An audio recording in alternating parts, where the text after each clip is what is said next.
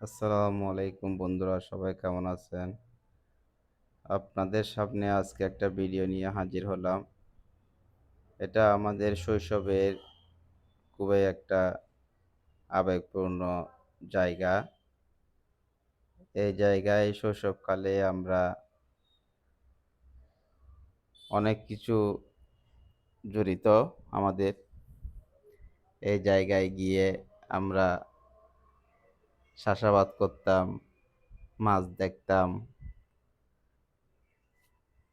গৃহপালিত পশুর জন্য খড় কেটে নিয়ে আসতাম, লাকড়ির জন্য অমরানি গাছ বলে যেগুলো আনতাম।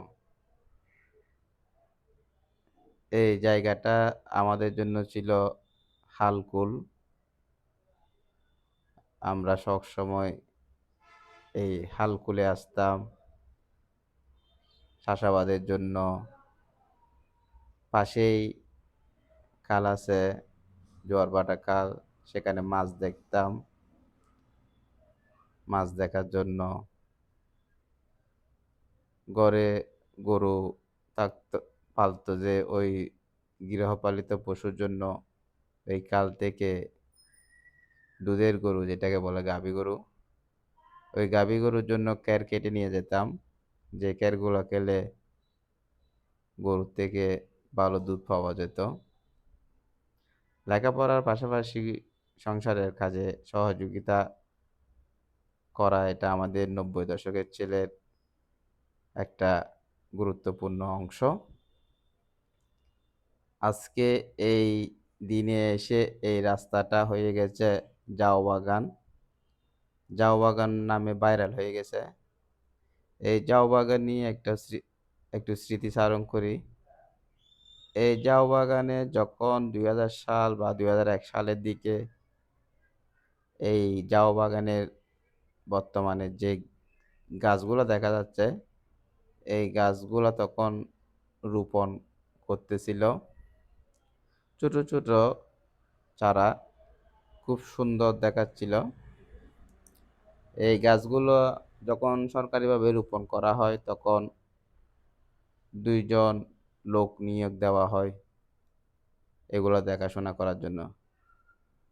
এরা সকাল থেকে সন্ধ্যা পর্যন্ত এই রাস্তায় পাহারা দিত, গাছগুলো যাতে কেউ নষ্ট না করে। এদের একটা মাসিক বেতন ছিল। এদের কাজ ছিল গরু, ছাগল, মানুষজন যাতে এই গাছের কোনো পাতা না ছিঁড়ে গাছগুলো যাতে নষ্ট না করে, এদের দায়িত্ব ছিল। এরকম একটা ছাতা নিয়ে বসে থাকতো, হাঁটাহাঁটি করতো। আমরা যখন হালকুলে আসতাম বিভিন্ন কাজে-কর্মে, তখন আমরা একেকজন একেকটা মন্তব্য করতাম। তখনই আমার একটা মন্তব্য ছিল যে এরকম, আমার স্পষ্ট মনে আছে। আমার বন্ধু জালালকে বলতেছিলাম যে তখন এগুলো সৌন্দর্য বর্ধনের জন্য চারাগুলো রোপণ করা হয়েছে। কিন্তু আমার বন্ধু বলছিল যে এগুলো অনেক বড় হবে, এগুলা কমার্শিয়াল হিসেবে রোপণ করছিল, মানে রোপণ করা হয়েছে, এইভাবে বলছিল। আসলে এর কথাও সত্যি হয়েছে, আমার কথাও সত্যি হয়েছে। এই চারাগুলো আজকে বিশাল বিশাল গাছ হয়ে দাঁড়িয়েছে, কমার্শিয়াল কাজ করতেছে, অক্সিজেনের কাজ করতেছে, বায়ু দূষণের ভারসাম্য রক্ষার কাজ করতেছে।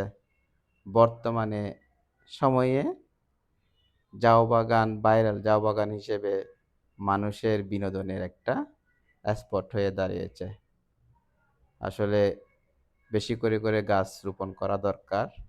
যেখানে খালি জায়গা থাকবে ওখানে গাছ রোপণ করা দরকার। এগুলা একটা সময় গিয়ে সম্পদ হয়ে দাঁড়াবে, বিনোদনের জন্য একটা স্থান হয়ে দাঁড়াবে। ধন্যবাদ সবাইকে। আমার এই ভিডিও কেমন হয়েছে জানাবেন।